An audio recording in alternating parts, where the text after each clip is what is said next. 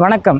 இன்றைக்கி நம்ம என்ன பார்க்க போகிறோம் அப்படின்னா, எம்கே குமரவேல் இண்டஸ்ட்ரீஸோட ட்ராலி மில்கிங் மிஷின், அந்த மிஷினோட மெயின்டெனன்ஸ் வீடியோ நம்ம பார்க்க போகிறோம். என்னென்ன மெயின்டைன் பண்ணணும், என்னென்ன மெயின்டைன் பண்ணக்கூடாது அப்படிங்கிறத நம்ம பார்க்க போகிறோம்.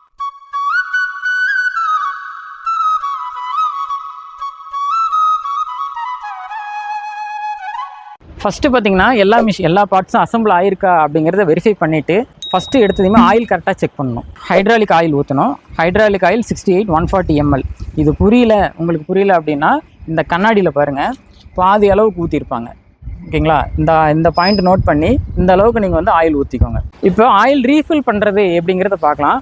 மிஷின் வந்துட்டு 15 to 20 days நீங்கள் கண்டினியூஸாக யூஸ் பண்ணுறீங்க அப்படிங்கிறப்போ அது ரீஃபில் பண்ணணும். Train bolt 17 mm train bolt இதை ஸ்பேனர் யூஸ் பண்ணி கழட்டிட்டு ஆயில் வந்துட்டு ஃபுல்லாக ட்ரெயின் ஆயிரும். கீழே வந்ததுக்கப்புறம் திருப்பி லாக் பண்ணதுக்கப்புறம் இது வந்து இன்புட்டு, இதை கழட்டிட்டு இந்த ஹோல்ஸ் வழியாக 140 ml ஹைட்ராலிக் 68 வந்து 140 ml ரீஃபில் பண்ணிக்கலாம். இன்கேஸ் ஆயில் வந்து தீர்ந்து போயிடுச்சு அப்படின்னா எல்லா ஹார்ட்வேர்ஸ்லையும் கிடைக்கும். உங்கள் ஏரியாவில் இருக்க எல்லா ஹார்ட்வேர்ஸ்லையும் நீங்கள் கேட்டு வாங்கிக்கலாம். செகண்ட் பாயிண்ட் பார்த்தீங்கன்னா MCB சர்க்கியூட் பிரேக்கர்னு சொல்லி நீங்கள் ஹார்ட்வேர்ஸில் அல்லது எலக்ட்ரிக் கடையில் கேட்டிங்கன்னா தருவாங்க.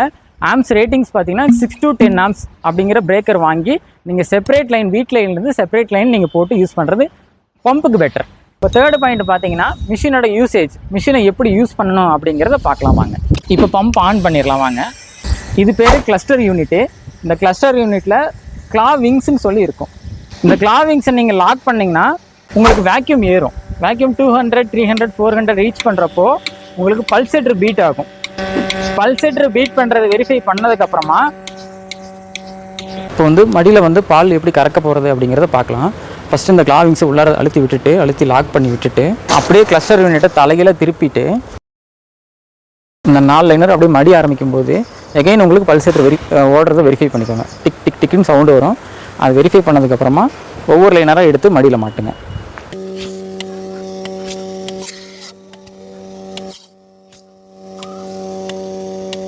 அப்படி மாட்டி முடிச்சதுக்கு அப்புறமா உங்களுக்கு மில்கிங் வந்து ஆரம்பிக்கும்.